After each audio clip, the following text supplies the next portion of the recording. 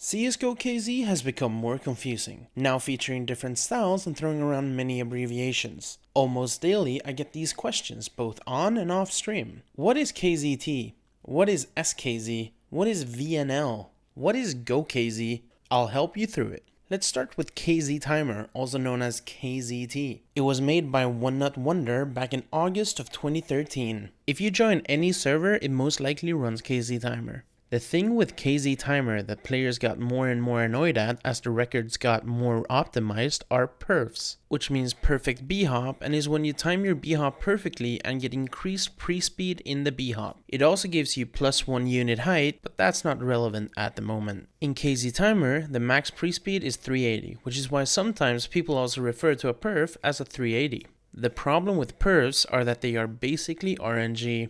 Let's say you have your jump bound to mouse wheel down. So when you scroll down 7 times, you send 7 jump commands. But since the jump command needs 1 tick for plus jump and 1 tick for minus jump, you're actually sending 14 commands. In this example, you need the plus jump on tick 4, but you happen to get a minus jump in that B-hop sequence. This means no perf for you. This is the same way it works in MM and all of CSGO, so if you see someone perfing literally every jump, he's cheating.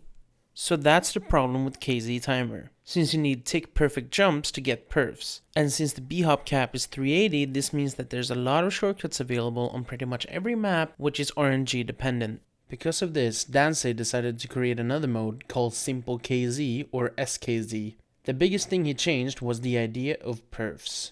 Instead of having 1 tick to get a perf, he changed it to 2, so getting perfs were much more reliable. He also removed the 380 max pre-speed and instead replaced it with a formula that gives you a specific B-hop speed depending on your landing speed. For example, if you land with 380 units per second, you get 276 pre-speed when you B-hop. And if you land with 1400 units per second, you get about 480 pre-speed.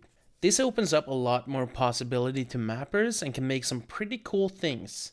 It also makes SKZ way more strafe heavy and skillful compared to KZT. The biggest thing in SKZ, for me at least, is the fact that you can do consistent, reliable crouch B-hops. Because if you didn't know, if you B-hop while being crouched in CSGO, you need a perf. But of course in SKZ, crouch B-hops are still greens. Greens are basically what we call perfs in SKZ, the 2-tick perf. But since it's so much more reliable, you can expect to do them consistently with some practice. But that wasn't the only change made for SKZ. There were 2 big changes to the thing we knew as KZ. The second one being the Prestrafe. In KZ Timer, you can Prestrafe while barely moving your mouse at all. You technically only have to move your mouse 1 unit for the Prestrafe to start, then you can just keep holding your keys to gain Prestrafe.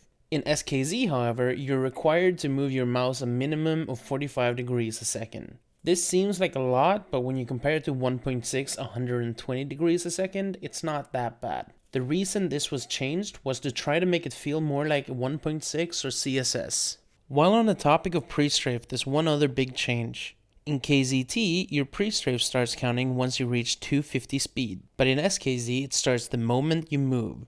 This means that you get more effective speed faster on SKZ. So on some harder maps with tiny blocks, SKZ gives a huge advantage because you basically get 262 pre versus 250 on KZT. Okay, we've talked about the difference between SKZ and KZT when it comes to pre-strafe and B-hopping. But there are also some smaller changes between the two. The friction is higher in SKZ, meaning that if you don't press any buttons, you stop a little bit faster than on KZ Timer. The timer tech length in SKZ is only 32 units compared to KZ Timer's 70 units. If you don't know what timer tech means, check out my other video called What is Timer Tech?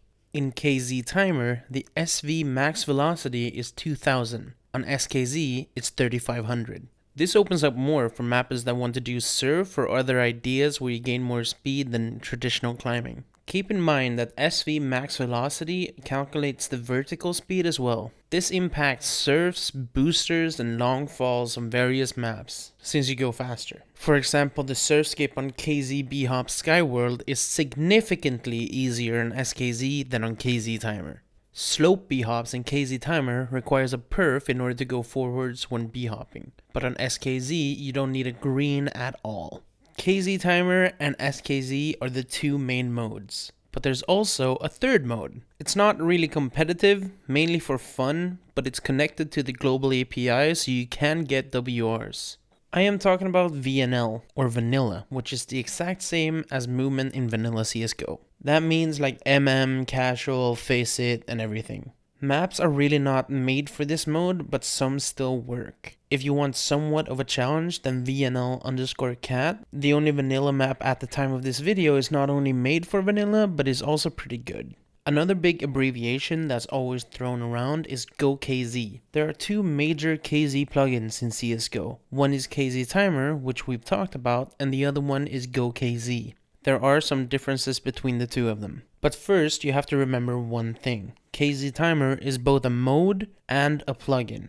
There are differences in both the mode and the plugin versus GoKZ. In order to play SKZ or vanilla, you have to play on a GoKZ server. The reason being, the KZ Timer plugin does not support any modes other than KZ Timer. Something else that GoKZ has that KZ Timer, the plugin, doesn't have are bonuses. Mappers can add a bunch of bonuses to their map, and you can play them in all three modes and even get WRs on them. Ladder checkpoints are available in GoKZ but not in the KZ Timer plugin. This means that people who compete on the same mode and the same database versus the same records have different experiences. This was a big reason why me and many others were against this change, but I at least have embraced it as a player. Although as a mapper who has an old map with ladder chains, it's still a bit annoying as the difficulty of that part was the chain and not the ladders themselves. The bind used to be very controversial and hated on by most top players. Don't get me wrong, it still is, but it's been semi-nerfed. When I say the bind, I'm talking about the crouch jump bind, which is an alias that ducks and jumps at the same time, resulting in giving you 1 unit extra height. This meant the players that didn't bind was in a distinct disadvantage. This was fixed some time ago on the KZ Timer plugin, but changing the timing to get the crouch jump. If you play MM or whatever, you'll get that height boost if you duck at the same time as you jump. But on KZ plugins, you have to duck a tick before you jump, which was a way to nerf the bind. Although there's no current way to remove the -W aspect of the bind sadly, and some people still use that, just like nulls. Anyway, back to my point. On the KZ Timer plugin, the bind nerf is only active when the timer is off. This means that all the jump setters can bind away to get their wicked 289s, because apparently it's not as cool to get 285s without bind. But on GoKZ, the bind fix is active at all times. The things I just mentioned is GoKZ being better than KZ Timer, and since both plugins still are being worked on, this video will be outdated in the near future, but there's still some things that KZ Timer has over GoKZ. GoKZ was made after SKZ was created for a number of reasons. One being to group up all the modes into one plugin and make the ultimate KZ plugin, removing the purpose of KZ Timer. And it's still in constant development, but at the time of this video it doesn't have all the features that people want. One being jump stats leaderboard. There is a global jump stats leaderboard which is for the best globally, but there's no server jump stat leaderboard, as it is in KZ Timer by typing !top. Not only the jump stats leaderboard, but the jump stats overall. GoKZ doesn't really display all of the jump stats at the moment because that hasn't been a priority of the plugin. Another big difference is the local time leaderboard, or the point system rather. There is a time leaderboard, but there is no point and/or rank system. Once again, there is a global point system, which you can see on GoKZ stats, but you can't gain points and go up in a rank on GoKZ servers. This and the jump stat thing is probably why most public servers run KZ Timer instead, and most private servers run GoKZ, as the people with private servers really only go for WRs or global times, and doesn't really care about the local ranks or jump stats.